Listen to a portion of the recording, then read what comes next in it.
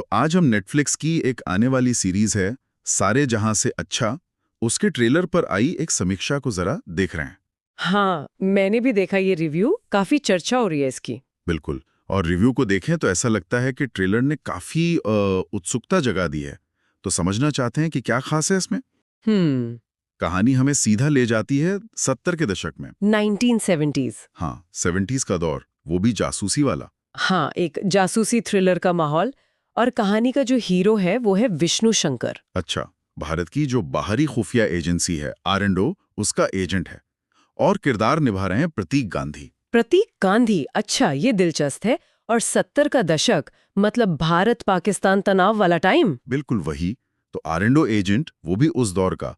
माहौल तो अपने आप बन जाता है। सही बात है। और विष्णु शंकर को एक मिशन मिला है जो रिव्यू के हिसाब से बहुत ही खतरनाक है। कितना खतरनाक? रिव्यू में तो यहां तक लिखा है कि अगर ये मिशन फेल हुआ तो दुनिया तीसरे विश्व युद्ध के कगार पर पहुंच सकती है। अरे बाप रे, मतलब दांव बहुत ऊंचे हैं। हाँ, सोचिए कितना प्रेशर होगा उस एजेंट पर। जाहिर है।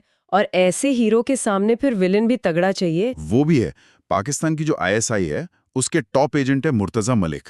ये रोल कर रहे हैं सनी हिंदुजा। अच्छा, सनी हिंदुजा, तो मतलब टक्कर कांटे की होगी। हाँ, और समीक्षा में ना जो बात सबसे ज्यादा हाईलाइट की गई है वो ये कि ये लड़ाई सिर्फ एक्शन या गोलीबारी की नहीं है। अच्छा, फिर किस चीज की है? ये है दिमाग की लड़ाई, चालाकी, रणनीति, इनकी टक्कर है। हम्म। ट्रेलर में जैसे गुप्त कोड्स दिखाए गए हैं, डबल एजेंट्स की बात है, एकदम टाइम पर होने वाली प्लानिंग। हाँ, वो टिपिकल स्पाई थ्रिलर वाली चीज है। हाँ, पर जोर इस बात पर है कि ये सब दिमागी खेल है। ये इंटरेस्टिंग पॉइंट है, क्योंकि अक्सर ऐसी फिल्मों में एक्शन हावी हो जाता है। सही कहा। लेकिन यहाँ अगर फोकस इंटेलिजेंस पर है कि कैसे दो जासूस एक दूसरे को मात देने की कोशिश कर रहे हैं अपनी चालों से, तो ये ज्यादा मतलब एक इंटेलेक्चुअल बैटल जैसा लगता है। बिल्कुल।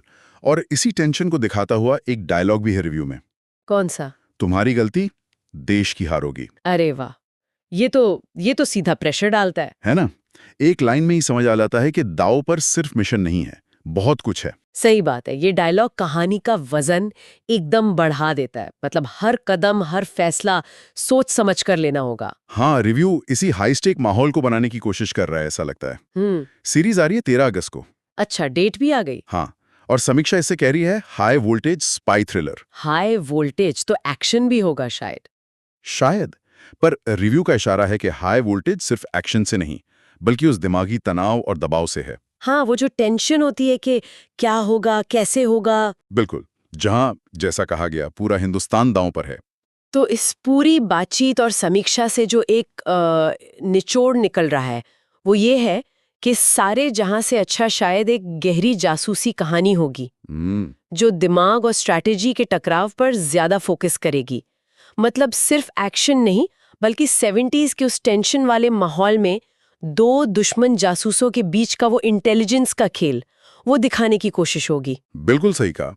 दांव बहुत ऊंचे हैं और फोकस दिमाग पर है। हाँ, और वो जो लाइन है ना, पूरा हिंदुस्तान दांव पर है, समीक्षा जैसे इशारा कर रही है, ये सिर्फ एक लाइन नहीं है।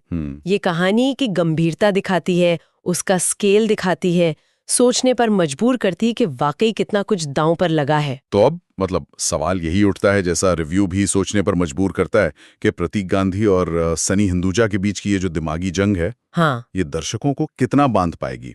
क्या आज के दर्शक जो शायद बहुत तेज एक्शन के आदी हैं, वो इस तरह की दिमागी कश्मकश वाली कहानी से उतना ही रोमांचित होंगे? ये देखना होगा। हाँ, ये एक अच्छा सवाल है। और सोचने वाली बात यह भी है कि क्या इंटेलिजेंस पर आधारित थ्रिलर असल में एक्शन से भी ज्यादा गहरा रोमांच पैदा कर सकते हैं? पता नहीं। वीडियो पसंद आया हो तो एक लाइक जरूर करना और कमेंट में बताना कैसी लगी। अगर आप नए हो चैनल पर तो सब्सक्राइब कर लो और बेल आइकन प्रेस कर लो